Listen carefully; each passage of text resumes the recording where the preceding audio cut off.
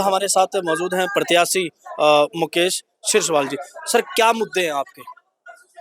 क्योंकि लोग आपको, आप पहली बार खड़े हुए हैं तो लोग क्या देखकर, क्या सोचकर वोट देंगे? क्या मुद्दे रहेंगे आपके? सबसे पहले तो आपके वीर भारत समाचार चैनल का मैं धन्यवाद करता हूं। आप अपना कीमती समय निकाल कर जो है यहाँ पहुंचे हैं। देखिए, चुनाव चल रहा है और भरपूर प्यार और समर्थन जो है वार्ड नंबर 17 के लोग मुझे दे रहे हैं।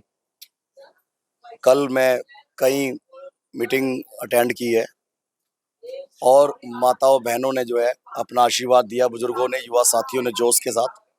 कल एक बहुत बड़ी जनसभा भी हमारी हुई है और कांग्रेस पार्टी के वरिष्ठ नेता यहाँ पे मेरे वार्ड में जो है सभी प्रचार करने के लिए आए थे, जिसमें आदरणीय भूपेंद्र सिंह हुड्डा जी प्रेस कॉन्फ्रेंस करके गए पंचकुला में, और दीपेंद्र सिंह हुड्डा जी मेरे वार्ड के अंदर 3 प्रोग्राम करके गए हैं। नाडा साहिब में जनसभा करके गए हैं, 25 सेक्टर में जनसभा करके गए हैं, एक चाय का आयोजन था 25 सेक्टर में।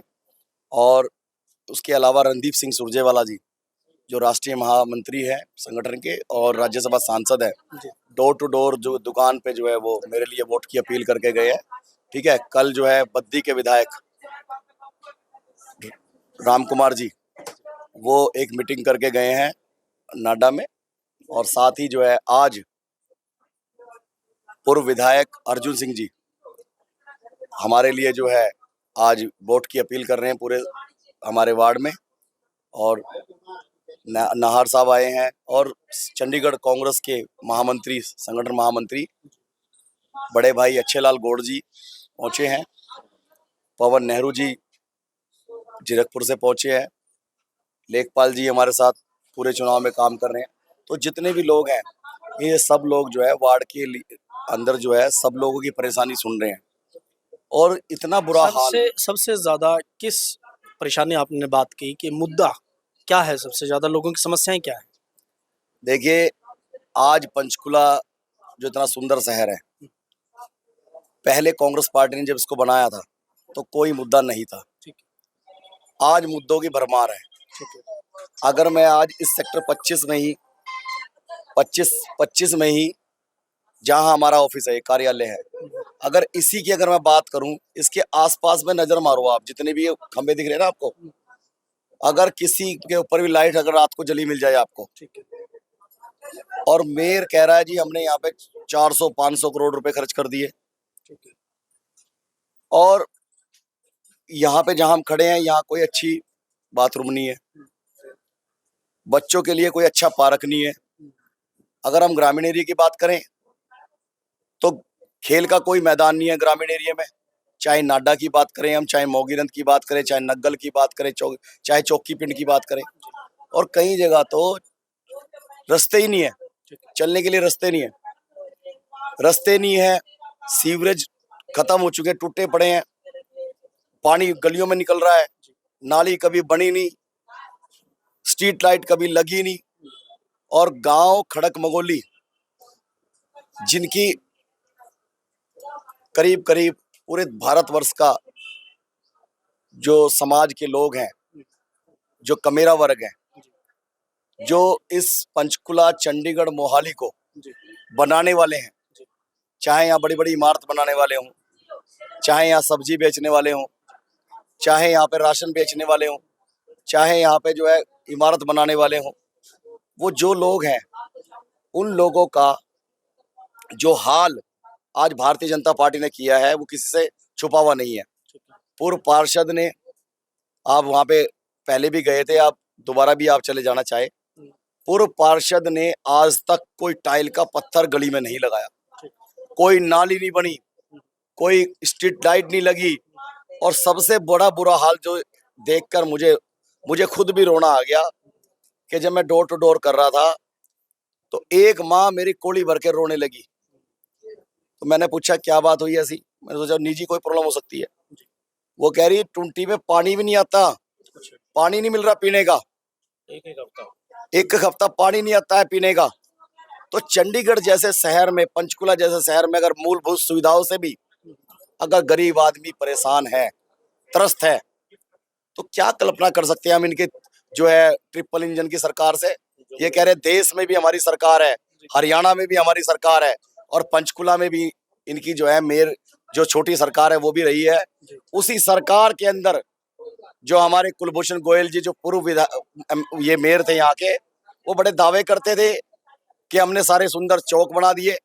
पहले उन्होंने शहर के चौक घोटाला किया, बहुत बड़ा चौक घोटाला हुआ है शहर में। अच्छा।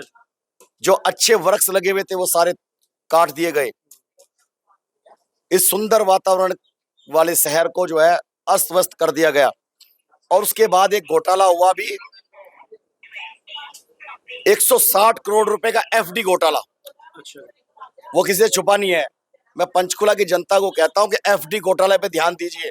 ये जनता की गाड़ी कमाई जो है, जो बैंक के अंदर रखकर और जो इनके पार्षदों ने और मेयर ने मिलकर जो लूट की है, इसका जवाब आपने वोट की चोट से देना है आने वाली 10 तारीख को। एक एक वोट जो है अपने ध्यान में रखते हुए देनी है। ये जो टैक्स का पैसा जो नगर निगम में लूट हुई ना 160 करोड़ रुपए की, इसको आपने जनता ने ध्यान रखना है। अगर आप जीत के आते हैं, सबसे पहले फर्स्ट आपकी प्रायोरिटी क्या रहेगी, किस काम पे आप ज्यादा ध्यान देंगे? देखिए, क्योंकि आपका एरिया बहुत बड़ा है, काफी पिंड भी हैं, शहर भी हैं, सेक्टर भी हैं। देखिए, मैं पहले से ही समाज सेवी का काम करता रहता हूँ। बिना पार्षद रहते हुए मैंने कई एरियो में जो है विधायकों से, एमपी कोटे से जो है कई ट्वेल यहाँ शहर में अपने गरीब लोगों के लिए लगवाई है। तो सबसे पहली बड़ी मेरी जो प्राथमिकता रहेगी, अपने गरीब जनता को साफ सुथरा पानी देना, उनको अच्छी सड़क देना, उनको अच्छी लाइटें लगाकर जो है उनको जगमग, ताकि उनको लगे कि हम शहर में रह रहे हैं। तो जो मूलभूत सुविधाएं हैं, मैं आपसे वादा करता हूं वार्ड वासियों से, ये जो मूलभूत सुविधाओं वाली जो बात के लिए आप मेरे से भी क्वेश्चन कर रहे हो, और अन्य जो पार्षद के कैंडिडेट है वो ये कह रहे हैं, भारतीय जनता पार्टी का कैंडिडेट ये कह रहा है कि जी हमने ये कर दिया और हम ही कर सकते हैं, क्योंकि हमारी सरकार ऊपर भी है और उससे ऊपर भी है।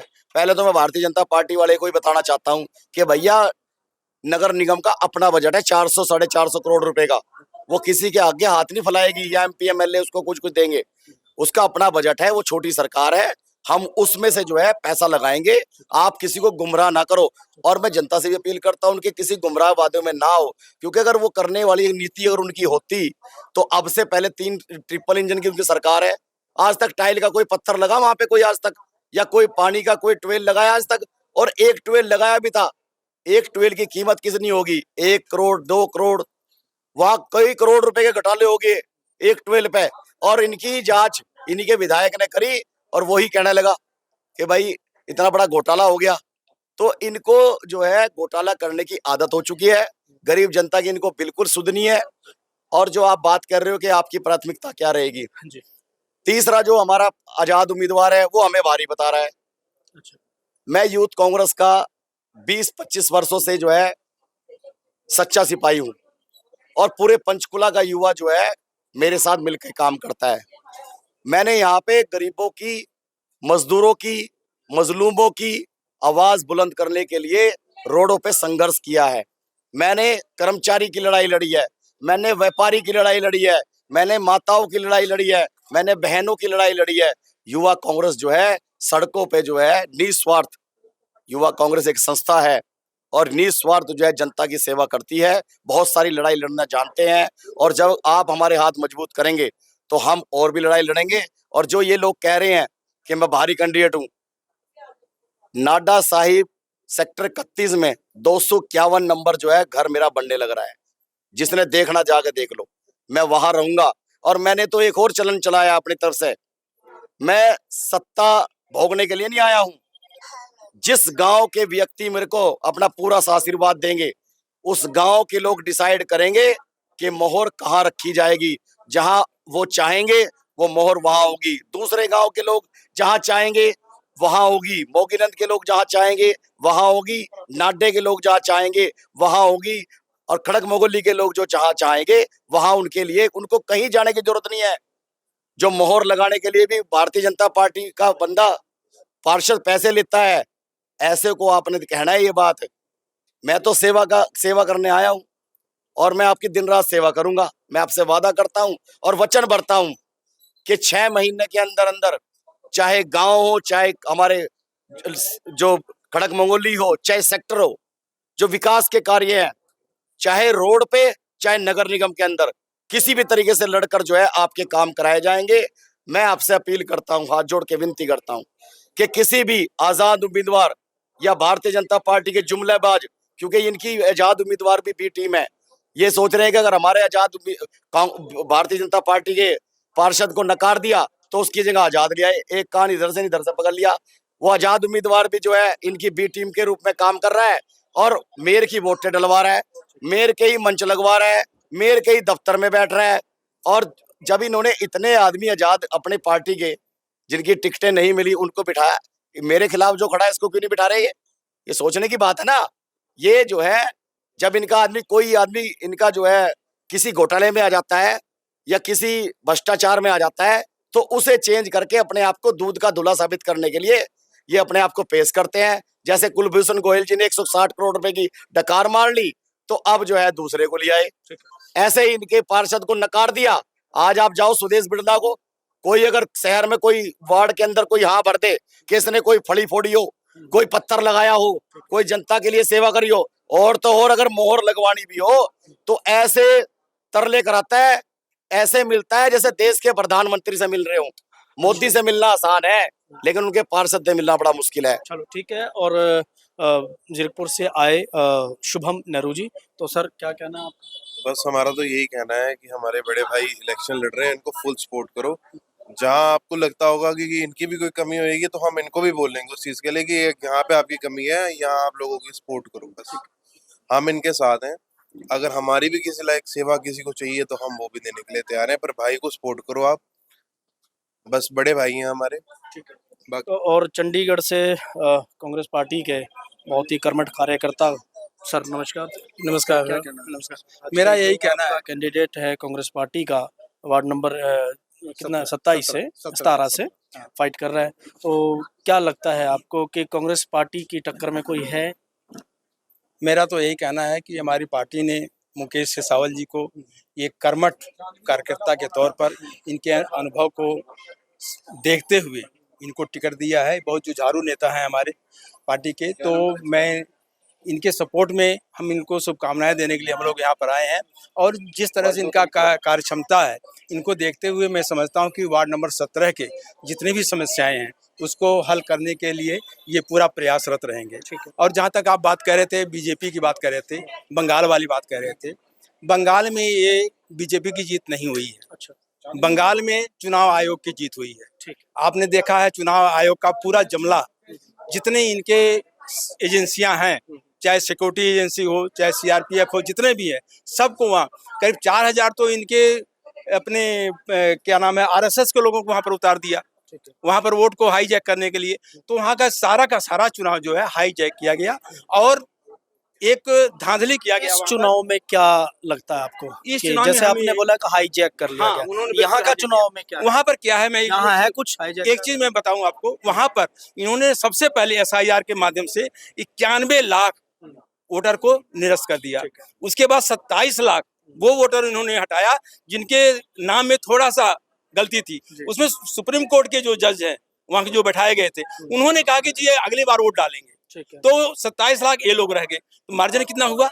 तो कोर्ट ने कुछ सोच समझ के फैसला दिया होगा कि ये लोग अगली बार वोट डालेंगे। उनको क्यों कहा ना? अच्छा, उसको रेक्टिफाई करना किसका काम था? चुनाव आयोग को काम था, लेकिन उसने नहीं किया।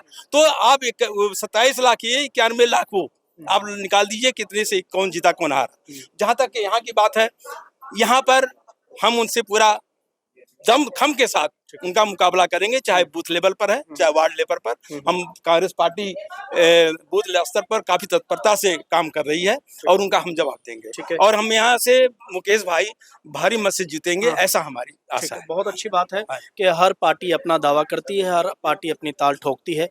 क्या होगा 10 मई को, और सभी अपनी बातों को लेकर, सभी अपने वादों को लेकर जनता के बीच में अभी काम कर रहे हैं। और आज शाम 5 बजे तक इनका जो प्रचार प्रसार है चलेगा, उसके बाद बंद हो जाएगा। तो लोगों को विचार करना है कि सही कौन है, सही गलत कौन है। तो लोग क्या सोचते हैं, लोग किसकी सरकार चाहते हैं, किसे चाहते हैं, वो लोगों की अपनी विचारधारा है। मैं अजमेर सिंह, वीर भारत समाचार से, नमस्कार।